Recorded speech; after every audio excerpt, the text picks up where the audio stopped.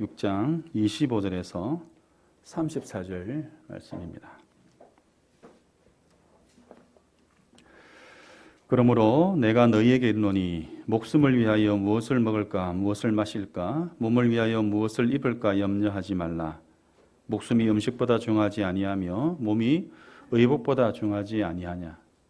공중의 새를 보라. 심지도 않고 거두지도 않고 창고에 모아들이지도 아니하되 너희 하늘 아버지께서 기르시나니 너희는 이것들보다 귀하지 아니하냐. 너희 중에 누가 염려함으로 그 키를 한 자라도 더할 수 있겠느냐. 또 너희가 어찌 의복을 위하여 염려하느냐. 들의 백합화가 어떻게 자라는가 생각하여 보라. 수고도 아니하고 길쌈도 아니하느니라. 그러나 내가 너희에게 말하노니 솔로몬의 모든 영광으로도 입은 것이 이 꽃 하나만 같지 못하였느니라. 오늘 있다가 내일 아궁이에 던져지는 덜풀도 하나님이 이렇게 입히시거든 하물며 너희일까 보냐. 믿음이 작은 자들아. 그러므로 염려하여 이르기를 무엇을 먹을까 무엇을 마실까 무엇을 입을까 하지 말라. 이는 다 이방인들이 구하는 것이라. 너희 하늘 아버지께서 이 모든 것이 너희 요즘 우리는 사람들마다 다를 수 있겠지만 염려하며 살아가죠. 그 염려의 종류는 다양할 수 있겠습니다. 나의 가정에 대하여 또 나의 직장과 사업을 대하여서 그리고 또 요즘에는 또 나라를 위하여 염려하는 분들이 적지 않은 것 같습니다. 오늘 우리가 함께 읽은 이 마태복음 6장 후반부에 나오는 이 말씀은 교회에 다니는 분들이라면 누구나 최소 한 번 이상 설교로 들어보셨을 만큼 아주 잘 알려져 있는 본문입니다.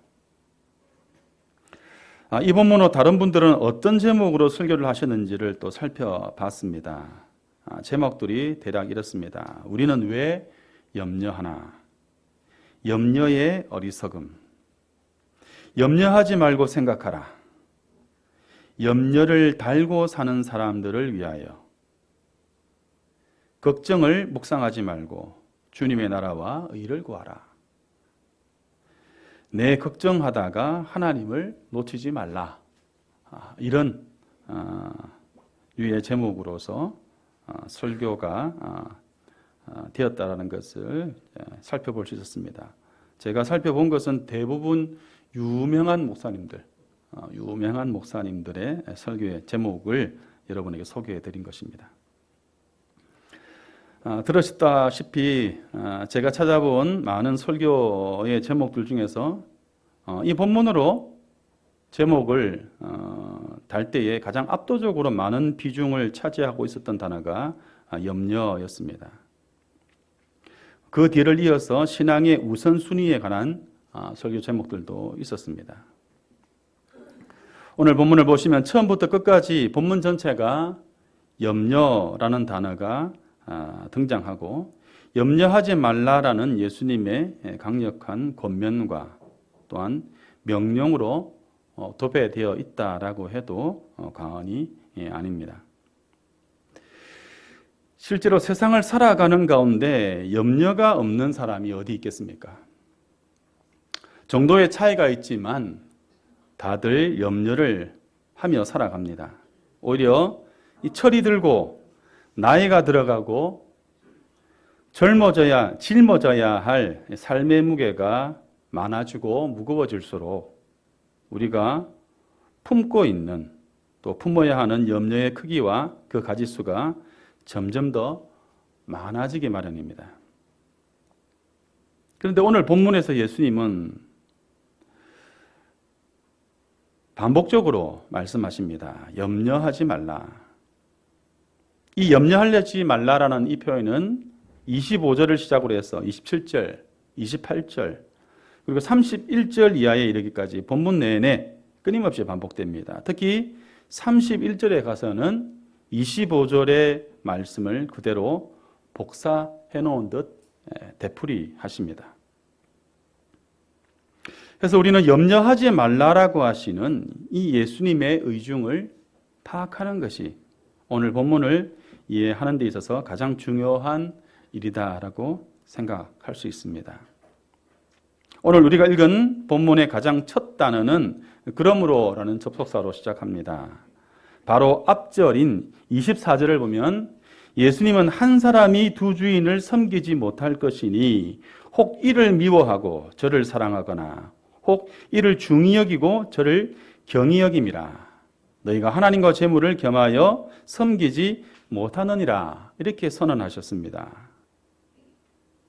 이 말씀의 본질적인 포인트는 인간의 마음이란 결코 중립지대에 머물 수 없으며 어느 쪽이든 반드시 한쪽으로 치우치고 쏠리게 되어 있다라는 사실을 이야기합니다. 구조적으로 한쪽을 사랑하면 한쪽은 필연적으로 다른 쪽은 미워하게 됩니다. 한쪽을 무겁게 생각하면 다른 한쪽은 가볍게 여길 수밖에 없는 것이죠. 하나님과 재물이라는 이 두 사이에 타락한 인간은 그냥 내버려 두면 결국 재물이라는 것에 끌려가서 그것을 섬기기 때문에 결코 두 주인을 동시에 섬길 수 없다라는 경고의 말씀입니다. 조금 더 앞으로 가보면 19절과 20절이 나옵니다. 예수님은 너희를 위하여 보물을 땅에 쌓아두지 말라라고 하시면서 동시에 오직 너희를 위하여 보물을 하늘에 쌓아두라라고 권면합니다. 24절이 하나님과 재물 중에 오직 하나님만을 유일한 주인으로 선택하라라는 우선순위에 대한 권면이라면 19절과 20절은 그 주인의 다스림을 받는 자들이 이 땅의 재물에 대하여 어떤 태도를 취해야 하는가에 대한 실천적인 지침이다라고 할 수 있습니다. 그런데 오늘 본문 안에는 이 두 개의 주제가 그대로 녹아들어 있는 것을 우리는 알 수 있습니다. 우리가 삶을 영위하는 데 있어서 의식주, 즉 오늘 본문의 표현대로 말하면 무엇을 먹을까, 무엇을 마실까, 무엇을 입을까 하는 문제는 그 누구도 부정할 수 없는 아주 치열하고 현실에 있어서의 무거운 짐입니다. 가끔 기독교 신앙 안에서 이 것들을 사소한 것으로 치부해버리는 그런 경향들이 없지 않습니다. 매일의 가계부를 쓰며 느끼게 되는 이 경제적 문제를 너무나 쉽게 말해버리는 모습들을 우리는 볼 수 있습니다. 사실 저도 예전에 이런 상상을 종종 하곤 했습니다. 만약 사람이 더 이상 배고픔을 느끼지 않는 세상이 온다면 어떻게 될까? 굳이 먹지 않아도 생명이 유지되는 세상이 된다면 세상은 정말 엄청난 변화를 맞이하게 되지 않겠는가? 그렇게만 된다면 밥벌이를 위해 억지로 해야 하는 직업에 대한 생각도 바뀔 것이고 남보다 더 많이 소유하려는 탐욕과 욕망도 현저히 줄어들지 않겠는가? 이런 생각을 해보았습니다. 세상의 부정적인 모습이 대폭 사라지고 지금 우리가 사는 세상과는 현격히 차이를 보이는 세상이 올 것이다 라는 생각을 했었습니다. 그러나 인생의 고단함과 복잡함을 알아가면서 지금은 그렇게 생각하지 않습니다. 먹는 문제가 기적처럼 해결되어서 배고픔이 사라진다고 할지라도 우리가 알고 있는 것처럼 우리 사람이 발 딛고 서 있는 곳에는 여전히 수많은 결핍과 위협이 도사리고 있기 때문입니다. 당장 먹는 문제가 해결되면 인간은 곧바로 추위와 더위라는 고통에 직면할 수밖에 없습니다. 지금도 온 지구에는 이 추위와 더위로 심각한 어려움을 겪거나 죽음에 이르는 이들 또한 있습니다. 이 추운 겨울 보낼 집은 내가 어떻게 마련하는가에 대한 그러한 걱정들이 고개를 들기도 합니다. 그뿐입니까? 예고 없이 찾아오는 무서운 질병과 노화되어가는 나의 모습을 보면서 우리는 어떻게 합니까? 사람들은 내 몸 안에 좋지 않은 세포가 자라나게 되면 어쩌지? 나이가 들면 누가 나를 돌보아 주지? 라고 하는 이 생존의 두려움을 여전히 갖고 살아가는 것이죠. 그런 의미에서 볼 때 염려라는 것은 어쩌면 너무나 자연스럽고 필연적인 현상이 아닌가라는 생각을 하게 됩니다. 자, 그렇다면 예수님은 이렇게 우리 삶에 딱 붙어 있다라고 할 수 있는 이 염려에 대해서 왜 염려하지 말라라고 명령하십니까? 25절 후반절입니다. 같이 한번 보겠습니다. 목숨이 음식보다 중하지 아니하며 몸이 의복보다 중하지 아니하냐. 이 문장 구조의 핵심은 중하지 아니하냐라는 질문에 들어있는 우선순위에 있습니다. 여러분들이 매일 아침 눈을 떠서 회사로 출근하고 눈이 침침해질 때까지 허리가 아파오면서까지 먹고 마시고 입는 것을 해결해야 하는 이유가 무엇입니까? 우리의 목숨과 몸을 건강하게 보존하기 위해서 우리는 그러한 노력을 하는 것이죠. 그런데 여러분, 염려에 사로잡힌 사람들은 이러한 것들을 해결하기 위해서 온갖 스트레스를 받고 밤잠을 설치며 오히려 내 몸과 목숨을 스스로 갈아넣는 그러한 현상에 처하게 되는 것입니다.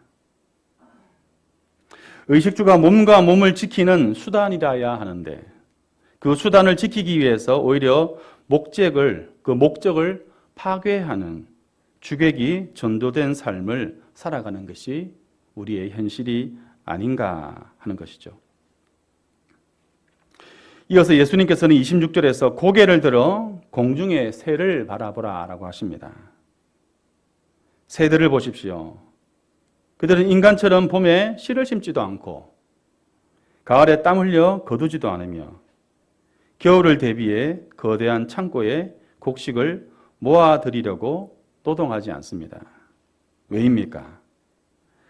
너희 하늘 아버지께서 기르시나니 이렇게 말씀합니다. 그러면서 너희는 이것들보다 귀하지 아니하냐. 우리 사람의 가치와 정체성에 대해서 말씀해 주고 있습니다. 그 다음에 28절에 가서는 우리의 시선을 땅으로 내려서 들의 백합화를 보게 하십니다. 꽃들은 내일에 입을 옷을 구하기 위해 수고하지도 길쌈하지도 않습니다. 그러나 예수님은 선언하십니다. 인류 역사상 인간이 스스로 치장하고 쌓아 올릴 수 있었던 최고의 영광의 극치인 이 솔로몬의 모든 영화와 보물을 다 긁어 모아도 이 이름 없는 들꽃 한 송이의 아름다움과 당당함에 미치지 못한다라는 말입니다. 우리는 그 꽃의 이름이 무엇인지 알지 못하지만 그저 그 꽃이 흰색인지 노란색인지 빨간색인지밖에 알 수 없지만 하나님께서는 그 꽃 한 송이의 아름다움을 솔로몬의 모든 영화와 보물보다 능하다라고 말씀하십니다. 그리고 30절에서는 이 모든 자연의 모습을 또 자연으로 드러나 있는 하나님의 돌보심을 하나의 결론으로 묻고 있습니다. 오늘 길가에 잠시 펴서 있다가 내일 당장 아궁이의 딸감으로 던져져 사라질 들불조차 하나님이 입히시거든 하물며 너희일까 보냐. 결국 하나님이 예수님께서 내리시는 최종 진단은 명확합니다. 모든 염려의 뿌리가 어디에 있느냐? 결국 하나님을 주인으로 신뢰하지 못하는 작은 믿음이 원인이다. 이렇게 마지막에 말씀합니다. 30절의 말씀이죠. 자, 그렇다면 이처럼 성경이 말하는 염려란 과연 우리의 삶에 어떤 악영향을 미치겠습니까? 우리가 하는 그 염려가 얼마나 불필요하고 무의미한 것인지를 보여주는 통계가 있습니다. 이것이 얼마나 정확한지 제가 잘 모르겠지만 대부분의 사람들이 동의하고 있는 내용이라 소개해 드립니다. 이 제린스키라는 심리학자가 걱정버리기와 부자되기라는 자기 책에서 처음 소개한 내용입니다. 화면을 보시면 우리가 하는 걱정의 40%는 절대 일어나지 않고 30%는 이미 일어난 과거의 일이며 22%는 아주 사소한 고민이고 4%는 우리의 힘으로 어쩔 수 없는 천재지변이다. 결국 우리가 노력해서 바꿀 수 있는 진짜 걱정은 고작 4%에 불과하다. 우리가 이 수치의 수학적 정확성을 일일이 따지기 전에 이 통계가 우리에게 던지는 핵심은 무엇입니까? 그것은 명확합니다. 우리가 밤을 새워가며 머리를 싸매고 하는 그 수많은 염려의 96%는 도무지 하지 않아도 되고 할 필요도 없으며 해봐야 소용이 없는 감정의 배설에 가깝다라는 것입니다. 이것은 우리가 어떤 일에 대하여 고심하고 궁리하는 것을 두고 말하는 것이 아닙니다. 우리는 당연히 어떤 일에 대하여 고심하고 궁리해야 합니다. 여기서 말하고 있는 것은 그러한 고심과 궁리가 아니라 염려에 국한해서 그렇다라는 것이죠. 이 파스칼 역시 팡세 단장 80번에서 인간의 이 부질없는 염려에 대해서 이렇게 적고 있습니다. 좀 길지만 읽어드리겠습니다. 우리들은 결코 현재의 시간에 관심을 두지 않는다. 우리들은 결코 우리들의 것이 아닌 시간 속에서 방황하며 우리들에게 속해 있는 유일한 시간, 현재를 말합니다. 그 시간은 전혀 생각하지 않는다. 우리들은 너무나도 헛된 존재들이기 때문에 아무것도 아닌 것들을 생각하고 실존하는 유일한 것은 아무런 성찰도 없이 놓쳐버린다. 흔히 우리들에게 상처 주는 것은 현재이다. 이것이 우리들을 슬프게 만들기 때문에 우리들은 이것을 눈앞에서 감춘다. 각자가 자기의 생각들을 검토하기 바란다. 우리들은 거의가 전혀 현재를 생각하지 않는다. 현재는 결코 우리들의 목표가 아니다. 과거와 현재는 우리들의 수단에 불과하며 미래만이 우리들의 목표이다. 사람들이 그렇게 생각한다는 것입니다. 이와 같이 우리들은 결코 살고 있는 것이 아니라 오히려 살기를 희망하고 있는 것이다. 그래서 우리들은 항상 행복해질 준비를 하고 있을 뿐 결코 행복해지지 못하다는 것은 피할 수 없는 일이다. 이 파스칼이 고발하고 있는 이 염려의 실체는 아직 오지 않아서 이 우주에, 이 세상에 실존하지도 않는 가상의 미래 시나리오와 같다라는 것입니다. 이것을 내 머릿속에서 끊임없이 가공해내는 행위가 바로 염려다라는 것이죠. 우리가 그렇게 사서 걱정하고 염려에 매달려 있는 진짜 숨은 이유는 지금 내가 마주하고 있는 현재의 불안함과 불완전한 자기의 모습을 똑바로 직면할 수 있는 용기가 없기 때문이다라고 이야기합니다.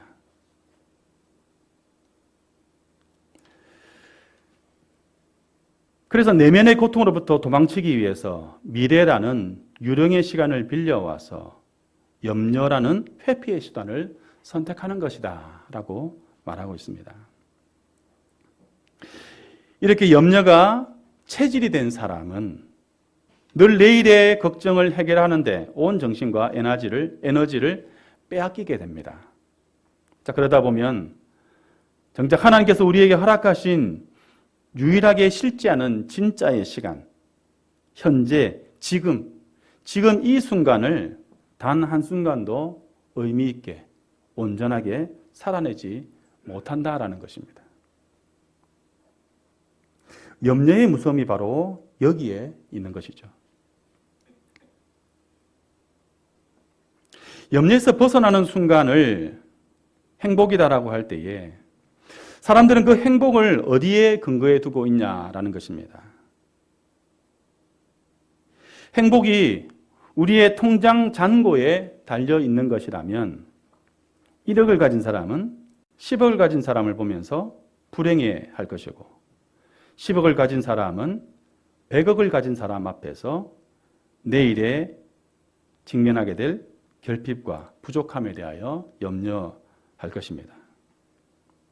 자, 그러면 우리가 100억을 가지면 행복한가? 대부분의 사람들이 1000억의 자산가를 부러워하고 그렇게 되지 못한 것에 대한 결핍을 느낀다라는 것입니다.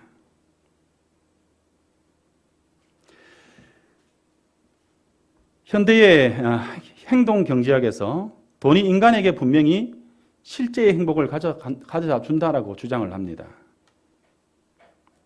하지만 명확한 제한 사항이 있습니다. 행동경제학에서 돈이 인간에게 행복을 가져준다라고 할 때에는 하나의 조건이 있다라는 것이죠. 오늘 당장 먹을 끼니를 걱정해야 하고 몸이 아파도 병원에 갈 돈이 없는 절대적 빈곤 상태에서는 돈이 소득이 늘어날수록 그 행복도가 수직적으로 상승한다라는 겁니다. 그러나 의식주가 어느 정도 해결되고 미래에 대한 최소한의 불안이 해소되어지는 그러한 임계점을 넘어서는 순간 돈이라는 것은 행복이라는 그 효율을 끌어올리지 못한다라는 것입니다. 그는 마법처럼 급격히 멈추어 서 버린다라고 이야기합니다.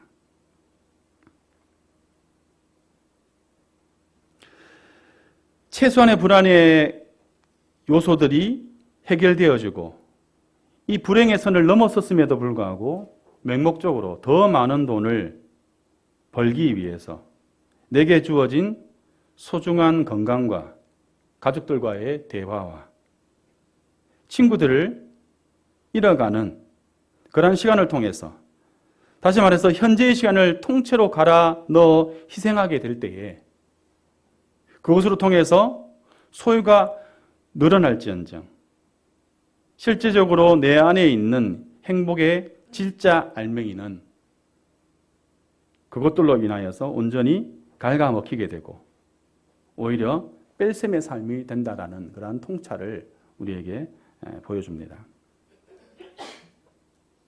이렇게 내가 행복해지기 위해서 얼마나 더 벌어야 하는가라는 그 질문에 갇혀서 살아가고 있는 한 그 사람은 죽을 때까지 물질의 노예이자 염려의 종으로 살아갈 수밖에 없다라는 것이죠. 그래서 우리는 질문을 완전히 바꿔야 합니다. 우리는 질문을 바꾸어서 이 물음에 대하여 답할 준비가 되어 있어야 한다는 것입니다. 어떤 질문입니까? 내게 있는 것들을 가지고 나는 오늘 무엇을 할 수 있는가? 나는 내게 주어진 것들을 통해서 하나님 앞에서 어떻게 살아갈 것인가? 내게 있는 것들을 통해 무엇을 해야 나는 행복할 수 있는가? 이 본질적인 질문에 답하고 살아내는 것을 통해서 우리는 소유에 대한 집착과 소유의 종으로서 염려의 종으로서 살아가는 그 굴레에서 벗어날 수 있는 것이죠. 예수님은 그 대안에 대하여서 33절에서 말씀합니다. 같이 한번 보겠습니다. 33절을 같이 읽겠습니다. 시작. 그런즉 너희는 먼저 그의 나라와 그의 의를 구하라. 그리하면 이 모든 것을 너희에게 더하시리라. 예수님이 말씀하시는 바가 무엇입니까? 너희는 먼저 그의 나라와 그의 의를 구하라. 그리하면 이 모든 것을 너희에게 더하시리라. 이 말씀은 우리도 이 말씀을 좋아하지만 또한 이 말씀을 전혀 다르게 해석해서 이 말씀을 좋아하는 아주 인기 있는 말씀입니다. 설교자 존 스토트는 이 구절에 대해서 이렇게 해석합니다. 이 말씀은 하나님과 인간 사이의 거래를 말하는 것이 아니라 우리 마음의 가장 깊은 곳에 또아리를 틀고 있는 근본적인 갈망과 야망의 대상을 통째로 뒤바꾸라라는 것이고, 내 삶의 중심축을 생존과 소유에서 하나님의 다스림과 그와의 바른 관계로 완전히 이동시키라라는 의미다라고 해석합니다. 이 본회퍼 역시 산상순을 메시지를 책으로 엮은 나를 따르라라는 책에서 이 구절을 염려로부터의 완전한 자유와 해방으로 해석했습니다. 이 모든 것을 더하시리라라는 말씀은 우리가 하나님의 뜻을 따를 때 의식주의 문제가 아니라, 의식주의 문제가 내 삶의 주인의 자리에서 쫓겨나 아무런 위협도 되지 못하는 하위의 부수적인 도구로 제자리를 찾게 된다라는 의미다라는 것입니다. 쉽게 말하면 우리의 먹고 마시는 이 문제가 우리 삶의 중심에 상위에 차지하고 있는, 우리가 그것을 주인으로 삼는 것이 아니라 그 문제가 우리 삶의 부수적인 원래의 자리로 되돌아가게 하는 것, 그 의미를 이야기하고 있다는 것이죠. 우리는 늘 오늘을 살면서도 오늘을 누리지 못합니다. 오늘 우리가 살아야 할 그 삶을 제대로 살아가지 못합니다. 무엇 때문입니까? 염려에 매여 있기 때문이죠. 예수님은 34절에서 마치는 말씀으로 내일이라는 시간, 이 내일이라는 시간, 내일 펼쳐질 역사의 무대는 철저하게 하나님께 맡기라, 하나님의 영역이다라고 말씀을 합니다. 34절을 같이 한번 보겠습니다. 그러므로 내일 일을 위하여 염려하지 말라. 내일 일은 내일이 염려할 것이요 한날의 괴로움은 그날로 족하니라. 오늘을 신실하게 지켜내신 우리 하나님 아버지께서 내일이라는 시간 속에서도 여전히 우리의 삶을 책임지신다라고 하는 선언입니다. 그렇기 때문에 내일에 대한 주권은 오직 하나님께 맡겨드리는 것, 그리고 우리는 오직 우리에게 허락된 유일한 진짜의 시간인 오늘에 완전히 몰입하여 하나님의 다스림을 받자라는 것입니다. 우리에게 염려가 엄습해 올 때에 주님은 우리에게 말씀하십니다. 사랑하는 아들아, 사랑하는 딸아, 고개를 들어 저 하늘을 나는 공중의 새를 보라. 고개를 내려 저 들에 거저 피어있는 백합화를 보라. 사랑하는 여러분, 내일의 염려는 내일의 하나님께 온전히 맡겨드립시다. 그리고 우리는 오늘 나에게 허락하신 치열한 삶의 한복판에서 그분의 나라와 의를 위해 살아갑시다. 바울은 고린도전서 10장 31절에서 이렇게 말씀합니다. 그런즉 너희가 먹든지 마시든지 무엇을 하든지 다 하나님의 영광을 위하여 하라. 오늘 본문에서는 먹고 마시고 입는 이 문제가 염려의 대상이었지만 바울은 이것을, 우리가 먹고 마시는 이 일이 하나님의 나라와 그의 의를 위한 일과 무관하지 않다라고 말씀합니다. 이것을 통하여 하나님의 나라의 의를 이룰 수 있다, 이루는 것이다 라고 말씀하고 있는 것입니다. 사랑하는 여러분, 오늘의 제목인 행복해질 준비만 하다가 가시겠습니까? 라는 이 제목이 조금은 도발적일 수 있습니다. 하지만 아시겠지만 이 제목은 간단히 말하면 염려하지 말라라는 것입니다. 염려하지 말고 그 나라와 그 일을 구하며 현재를 살아가자라는 것입니다. 존재하지 않는, 그리고 실제 이루어질 수 있는 4%의 가능성에 대해서 우리가 염려하는 대신에 우리에게 주어진 현재라는 진짜의 시간을 일상 속에서 세상이 말하는 소유의 크기와 상관없는 참된 행복을 위해서, 하나님의 나라와 의를 위하여, 하나님의 영광을 위해 살아내는 평화의 식구들로서 이 하루하루를 살아내시는 그런 하나님의 사람들 되시기를 우리 주님이 원하십니다. 이 시간 함께 기도하겠습니다.